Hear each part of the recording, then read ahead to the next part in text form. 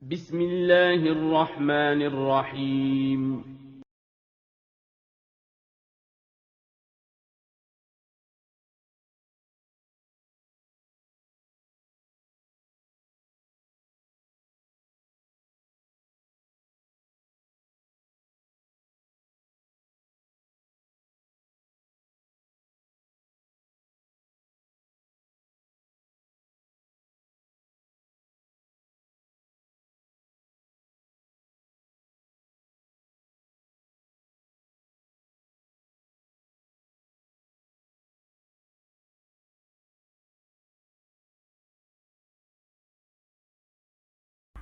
Assalamualaikum warahmatullahi wabarakatuh. Bismillah, wassalatu wassalamu ala rasulillah, la haula wala quwata illa billah, amma ba'du. Ananda, bagaimana kabarnya hari ini? Kaifa halukunna? Semoga Ananda dalam keadaan yang sehat, dan semoga Allah Subhanahu wa Ta'ala memberikan Ananda kemudahan dalam belajar atau dalam menuntut ilmu. Amin. Ananda, hari ini kita akan belajar kembali buku tematik 3 tema 7. Insya Allah masih di subtema 3, perkembangan teknologi komunikasi, pembelajaran 3 dan 4. Sebelumnya kita sudah belajar apa fungsi dari teknologi komunikasi atau alat dalam teknologi komunikasi, yaitu untuk memberikan kemudahan kepada kita yang sebagai makhluk sosial dalam menyampaikan informasi. Untuk penggunaan alat komunikasi ini melibatkan dua pihak, yaitu yang menyampaikan pesan dan yang menerima pesan. Tentu agar memudahkan, kita bisa menggunakan alat komunikasi. Kita sudah belajar juga mengenai perkembangan teknologi komunikasi yang tadinya dari zaman kerajaan, seperti menggunakan kulit binatang, batang bambu, daun lontar, kulit kayu, lalu berubah menjadi pengiriman surat melalui burung merpati, lalu berkembang lagi menggunakan kantor pos. Kantor pos menyediakan pengiriman surat dengan kurir dan telegram. Nah, untuk telegram ini Ustazah ingin tampilkan ya. Telegram yang ada di kanan. Kalau alatnya yaitu menggunakan telegraf. Telegraf itu ada di kiri. Apa itu telegraf? Telegraf merupakan mesin atau alat untuk mengirim dan menerima pesan jarak jauh. Pengiriman telegram juga unik. Awalnya pesan dikirim melalui telegraf di kantor pos pengirim dalam bentuk kode Morse. Kemudian pesan diterima melalui telegraf di kantor pos penerima yang menjadi tujuan si penyampai pesan. Pesan yang diterima masih dalam kode Morse, maka petugas menerjemahkan kode Morse ke dalam kata-kata. Jadi ini adalah alatnya, alat untuk pengiriman telegram menggunakan telegraf.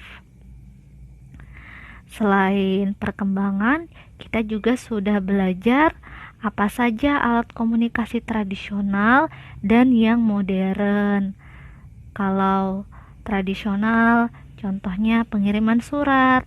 Kalau modern, menggunakan SMS. Lalu berkembang lagi menggunakan WA. WA bisa mengatasi kekurangan SMS karena SMS sulit mengirimkan foto, sulit mengirimkan video. Kemudian kita juga mengetahui apa saja kekurangan dan kelebihan teknologi tradisional dengan alat komunikasi tradisional dengan alat komunikasi modern. Kalau tradisional mahal kekurangannya, mahal dan lama, tetapi kelebihannya tidak perlu internet, tidak perlu perangkat atau teknologi. Sedangkan kalau modern harganya murah, waktunya cepat, tinggal beberapa detik saja insya Allah terkirim. Tapi kekurangannya harus menggunakan internet dan menggunakan perangkat seperti telepon seluler, laptop, komputer. Jadi itu yang sudah kita pelajari sebelumnya. Sekarang kita akan masuk materi baru, yaitu materi pembelajaran 3. Pertama, meringkas informasi dari teks bacaan. Kedua, membuat pembungkus telepon kaleng dan menghias dengan pola dekoratif. Ketiga, menemukan dan menunjukkan keliling bangun datar. Materi pembelajaran 4. Pertama, mengidentifikasi cara untuk menjaga keselamatan diri di kolam renang. Kedua, membaca teks tentang komunikasi dan membuat pertanyaan. Ketiga, mengamati kemampuan khusus yang dimiliki oleh anggota kelompok.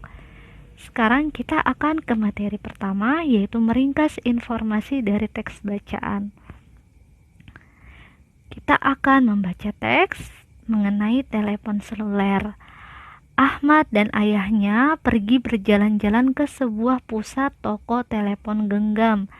Ahmad mengamati berbagai macam bentuk telepon seluler. Wah, menyenangkan sekali. Walaupun hanya melihat-lihat, tapi Ahmad merasa takjub. Masya Allah, banyak sekali model telepon seluler yang ditawarkan. Ada juga berbagai macam-macam kartu SIM yang ditawarkan penjual. Berbagai aksesori telepon seluler juga marak ditawarkan. Berbagai model dan motif sangat menarik. Ahmad melihat sebuah telepon seluler yang menarik hatinya. Warnanya hitam dengan bagian pinggir layar di lapisan metal berwarna perak. Selain warnanya menarik, fasilitas yang ditawarkan pada telepon seluler tersebut sangat lengkap. Telepon seluler mempunyai berbagai fasilitas layanan. Ada telepon seluler yang menyediakan kamera dan internet. Teknologi sudah sangat maju. Kita bisa berkirim surat hanya dengan telepon seluler.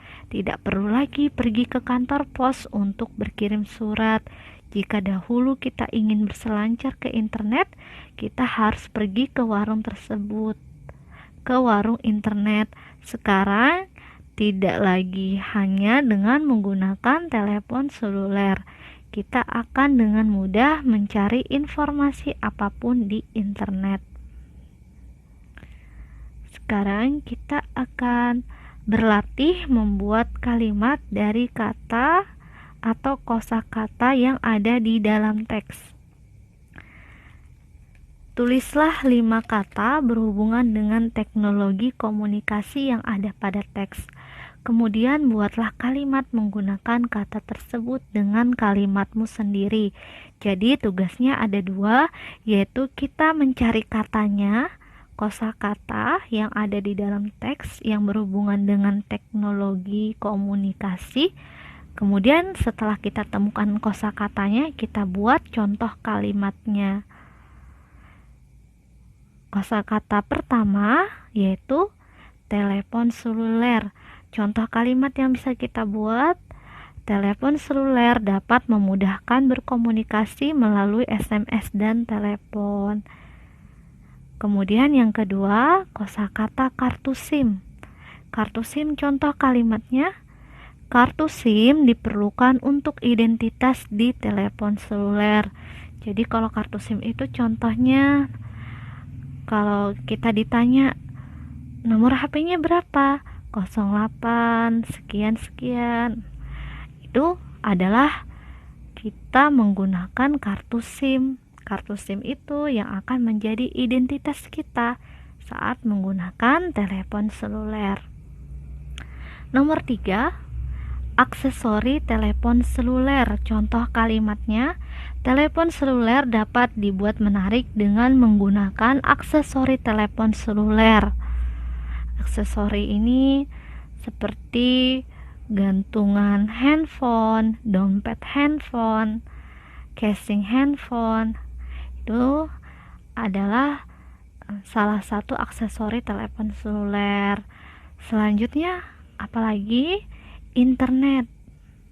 Contoh kalimatnya: Telepon seluler memerlukan internet untuk menggunakan surel atau surat elektronik dan WA. Nomor 5, warung internet. Sebelum ponsel banyak di pasaran, pengguna internet menggunakan warung internet. Ini adalah contoh kalimat yang bisa kita buat berdasarkan kosakata tadi. Untuk kalimat yang lain, kita ingin membuat yang lain, boleh selama kita memasukkan kosakatanya dalam kalimat tersebut. Jadi ini hanya contoh ya Ananda. Selanjutnya kita akan belajar membuat pembungkus telepon kaleng dan menghias dengan pola dekoratif.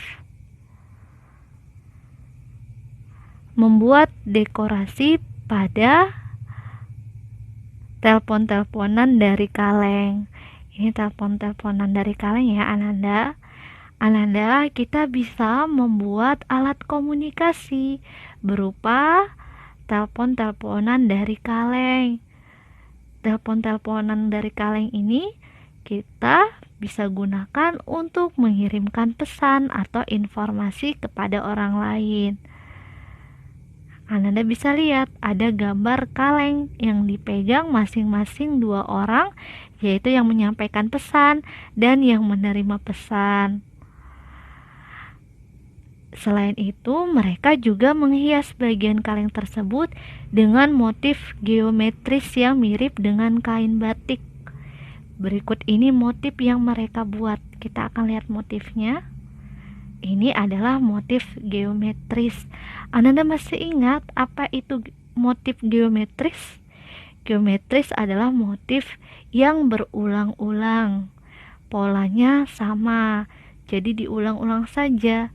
Ananda bisa lihat bentuknya seperti bunga, diulang-ulang motifnya. Jadi motifnya sama tapi diulang-ulang. Ini adalah salah satu contoh motif geometris. Kalau polanya tidak bisa sama atau polanya tidak berulang-ulang berarti bukan motif geometris. Penyebutannya motif tidak geometris. Motif bukan geometris juga boleh. Jadi motif geometris ini bisa kita buat sebagai hiasan dekoratif pada telepon kaleng yang dibuat. Untuk langkah-langkah pembuatannya kita bisa ikuti pada langkah-langkah berikut. Kalau langkah-langkah ini yaitu menggunakan kain ya Ananda. Carilah kain tradisional yang bermotif geometris. Kedua, siapkan bahan dan alat untuk menggambar seperti karton ukuran 30 cm dikali 20 cm, pensil, penggaris, penghapus, dan perwarna. 3. Buatlah sketsa model kain dan perjelas garis-garisnya. 4. Warnailah gambar model agar tampak indah. Jadi kita bisa menghias telepon-teleponan yang dari kaleng dengan motif geometris.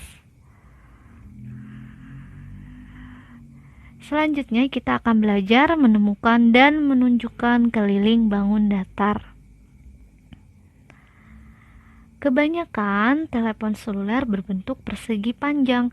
Perhatikan beberapa bentuk telepon seluler berikut. Anda bisa lihat ada berbagai telepon seluler. Telepon seluler ini bentuknya ada yang persegi panjang. Anda bisa lihat dari gambar 1, 2, 3, 4. Ini persegi panjang. Ada banyak benda lain yang berbentuk persegi dan persegi panjang. Tahukah kamu berapa keliling dan luas bingkai-bingkai tersebut? Mari kita pelajari cara mengukur kelilingnya terlebih dahulu. Kita bisa menggunakan alat ukur tidak baku seperti tali, benang, atau batang korek api. Berikut ini adalah cara menentukan keliling persegi panjang dengan menggunakan alat ukur tidak baku. Misalnya kita gunakan batang korek api. Batang korek api ini bisa kita lihat contohnya seperti ini.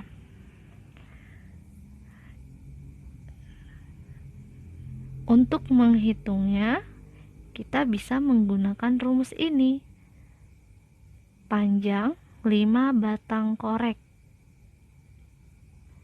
Nah, kita hitung panjang 1, 2, 3, 4, 5.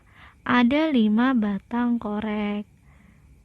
Kalau di sini 5, panjang yang pertama, maka yang di atas, karena ini persegi, satuan persegi, karena ini persegi panjang, maka ukurannya sama.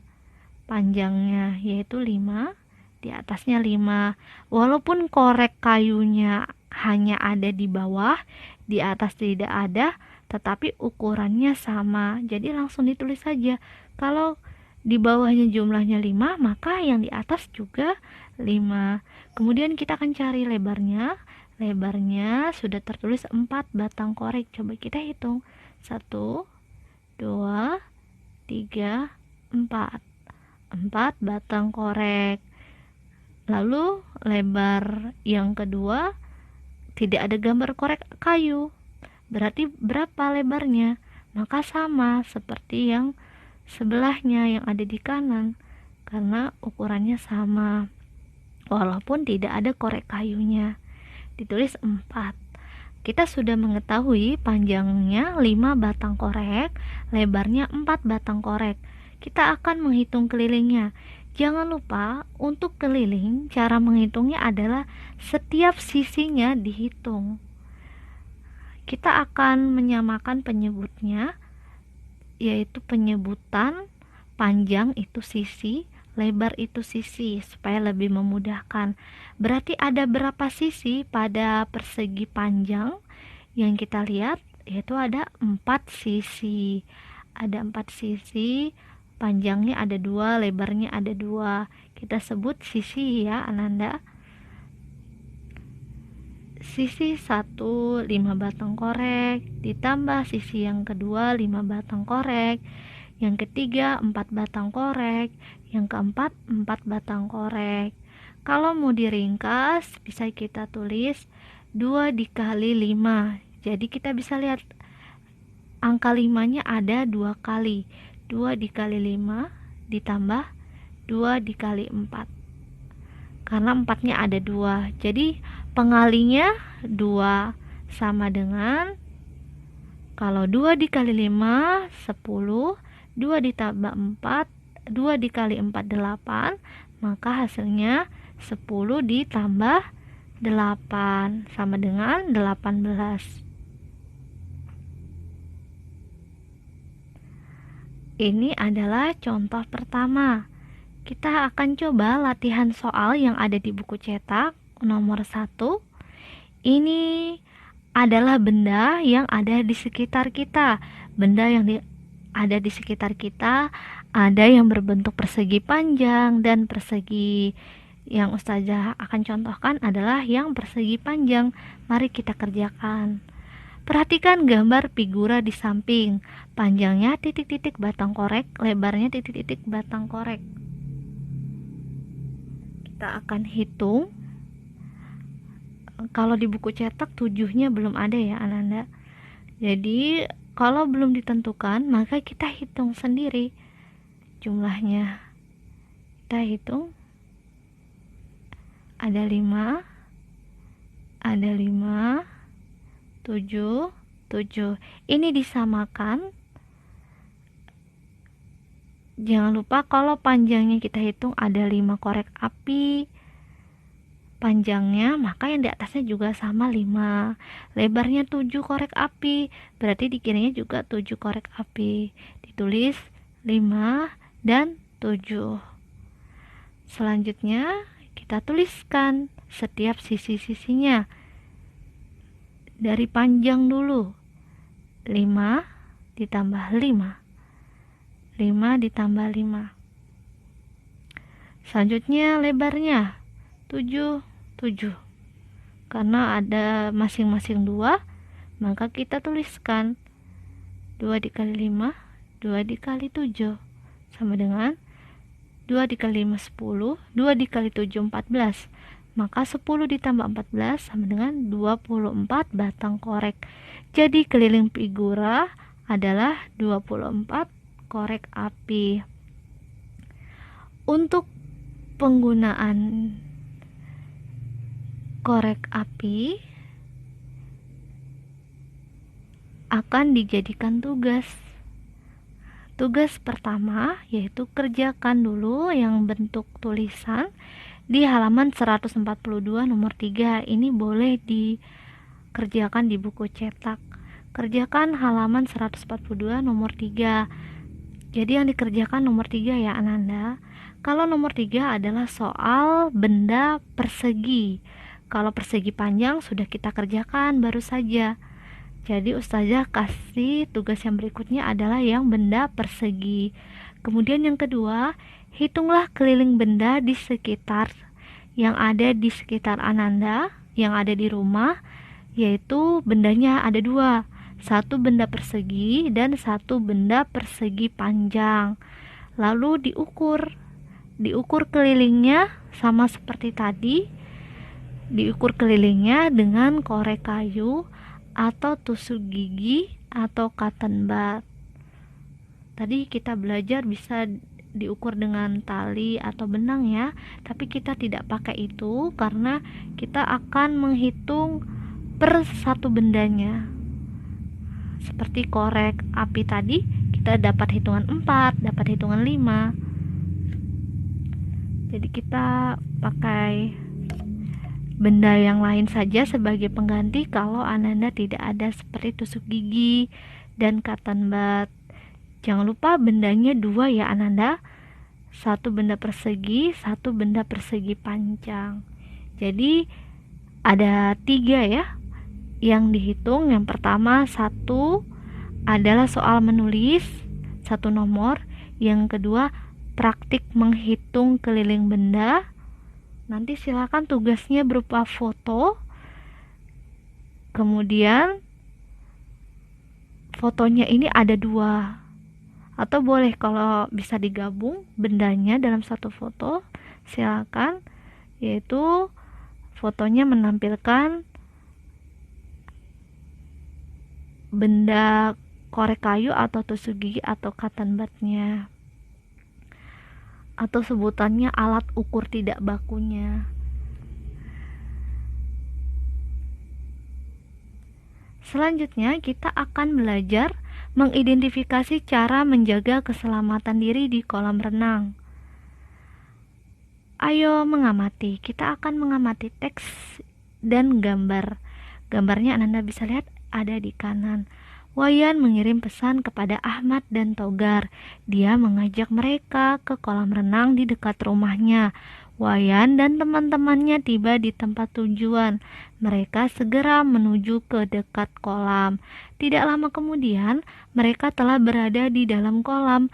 Mereka berlatih menjaga keseimbangan tubuh di dalam air agar tidak tenggelam. Menjaga keseimbangan tubuh di kolam renang termasuk menjaga keselamatan dalam aktivitas air. Perhatikan gambar di samping. Ahmad dan Togar berada di dalam air. Tangan mereka berpegangan. Ahmad berdiri dan Togar mengangkat kedua kakinya melayang di dalam air. Mereka melakukan secara bergantian. Jadi, Togar dan Ahmad sedang latihan keseimbangan.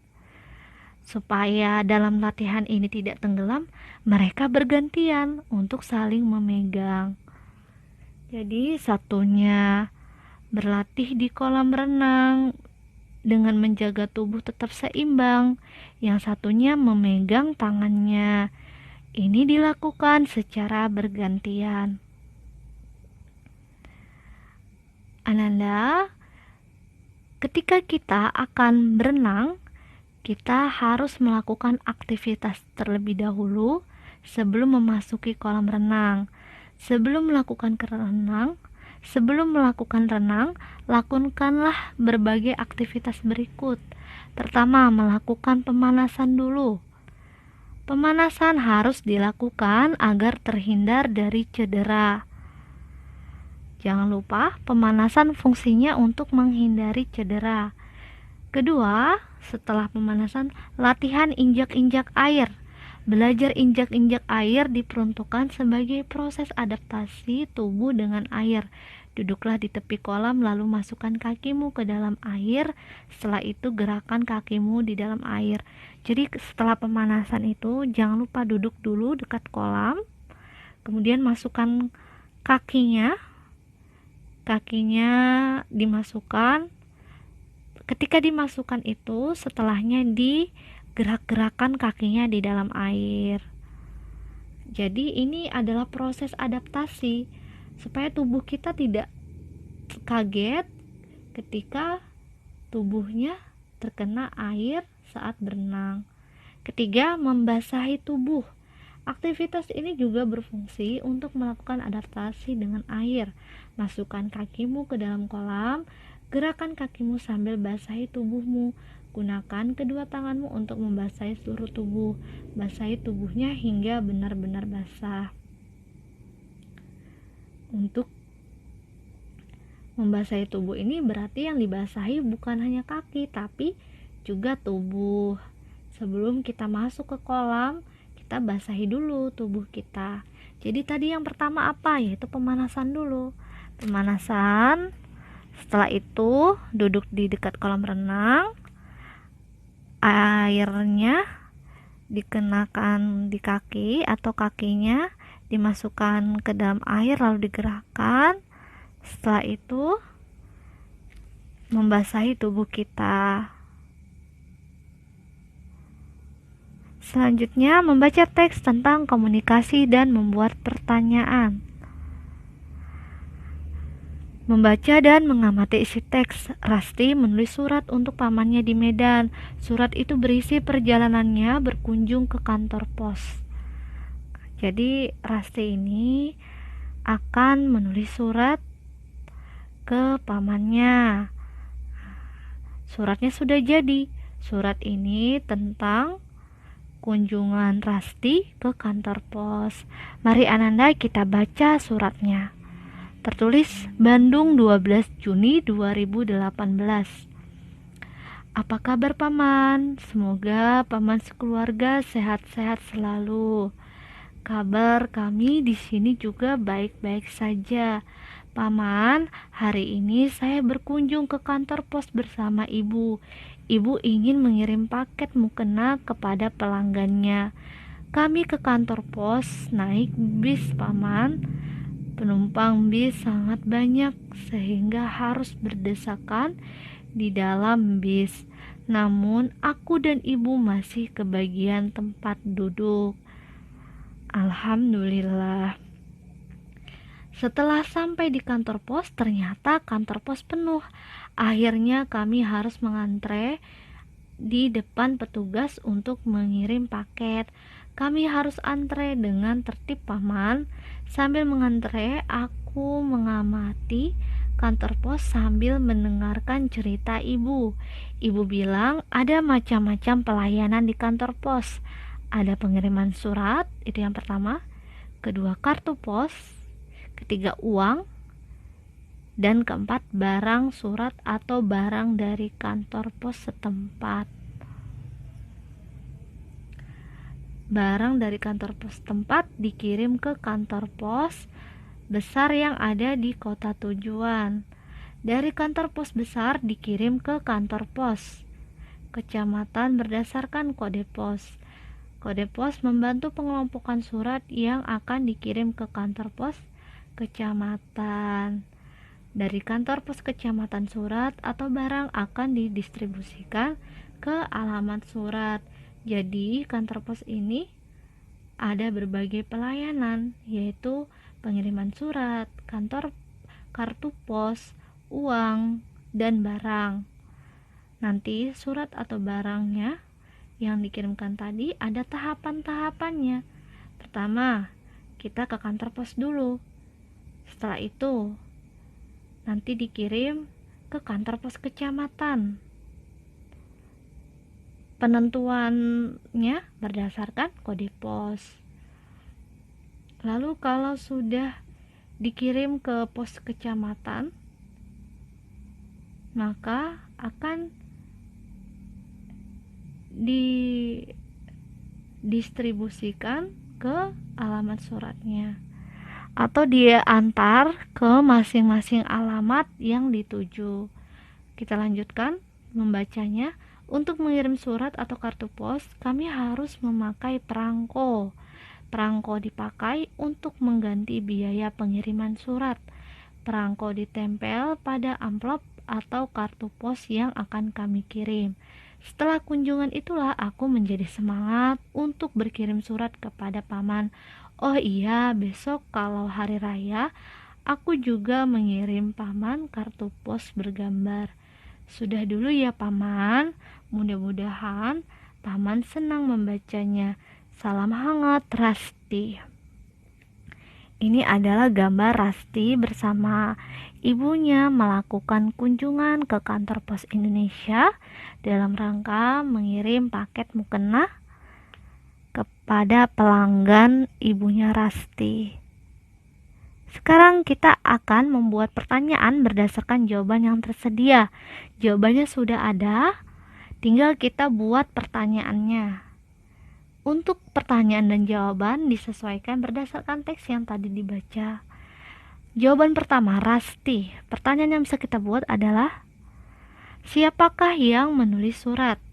Nomor 2, jawaban ke kantor pos. Pertanyaannya, di manakah Rasti melakukan kunjungan? Rasti melakukan kunjungan ke kantor pos. Nomor 3, pengiriman surat, kartu pos, uang, dan barang. Pertanyaannya, apa sajakah pelayanan yang ada di kantor pos? Nomor 4, membantu pengelompokan surat untuk dikirim ke kantor pos kecamatan. Pertanyaannya, apa fungsi kode pos? Nomor 5, pertanyaannya, untuk jawaban pamannya, siapakah yang menerima surat dari Rasti? Pertanyaan nomor 6, di manakah paman Rasti tinggal? Jawabannya Medan. Nomor 7, kalau jawaban 12 Juni 2018, pertanyaannya, kapan Rasti menulis surat? Nomor 8, jika jawabannya mengirim paket mukena, pertanyaannya, apa yang dilakukan Rasti dan ibunya di kantor pos? Nomor 9, naik bis. Pertanyaannya, apa kendaraan Rasti dan ibunya saat ke kantor pos? Nomor 10, kartu pos bergambar. Apa yang ingin dikirim Rasti kepada paman saat hari raya?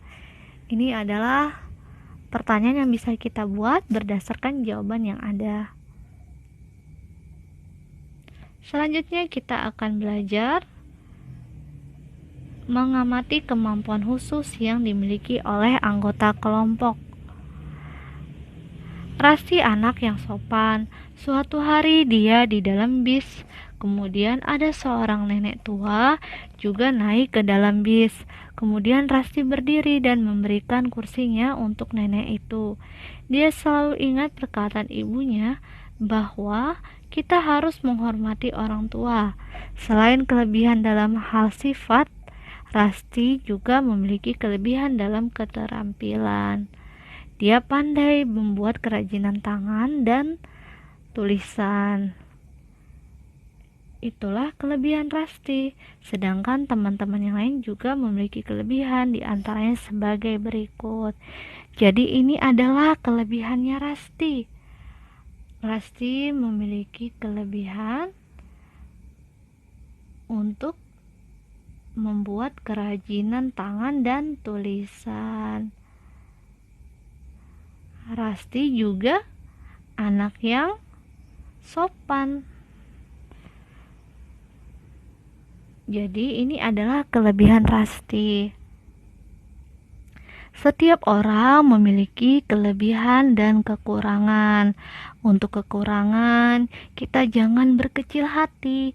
Kita coba untuk sedikit demi sedikit untuk diperbaiki supaya kelebihan kita semakin berkurang. Kemudian yang kelebihan, kalau kekurangan tadi harapannya semoga selalu berkurang. Kalau kelebihan adalah sesuatu yang sebaiknya kita pertahankan, kalau bisa dikembangkan lagi. Semoga dengan kelebihan tersebut dapat bermanfaat untuk diri kita dan orang lain. Tadi kita sudah membaca tentang Rasti, teman-temannya juga ada kelebihannya. Seperti Titus. Titus pandai bermain sepak bola. Dia bersama klubnya sering memenangkan kejuaraan sepak bola anak-anak. Dia bahkan pernah menjadi pemain terbaik. Kedua, Melanie. Melanie mahir dalam membuat kue-kue. Dia memperoleh ilmu membuat kue dari ibunya. Ibu sering berbagi kue buatannya di sekolah. Teman-temannya sangat menggemari makanan tersebut. Ini yang senang berbagi Melanie ya, dia sering berbagi kue buatannya di sekolah. Lanjut, Wayan. Wayan anak terpandai di kelas dalam berhitung. Dia bisa berhitung banyak angka dengan cepat. Dia berlatih menghitung sejak membantu ayahnya berjualan di warung rumahnya. Sekarang kita akan menuliskan kemampuan khusus berdasarkan Titus, Melanie, Wayan, atau nama-nama yang tadi kita sebutkan tadi. Titus, apa kemampuan khususnya? Kita bisa baca di kotak kuning, yaitu kemampuan khusus Titus, pintar bermain sepak bola. Kalau Melanie yang warna biru, kelebihannya apa? Pintar membuat kue. Nomor 3, Wayan, apa kelebihan atau kemampuan khusus Wayan? Yaitu pandai berhitung. Kita bisa menulis pintar atau pandai ya Ananda. Pandai, pintar, itu yang bisa kita pakai. Alhamdulillah sudah selesai semua. Sekarang kita akan melihat kembali PR-nya. Tugasnya adalah halaman 142 nomor 3 untuk menulis. Kedua, menghitung keliling dengan benda untuk praktik. Alhamdulillah sudah selesai. Sebelum kita tutup, mari kita berdoa terlebih dahulu. Doa kafaratul majelis. Subhanakallahumma wa bihamdika asyhadu an la ilaha illa anta astaghfiruka wa atubu ilaik. Demikian, assalamualaikum warahmatullahi wabarakatuh.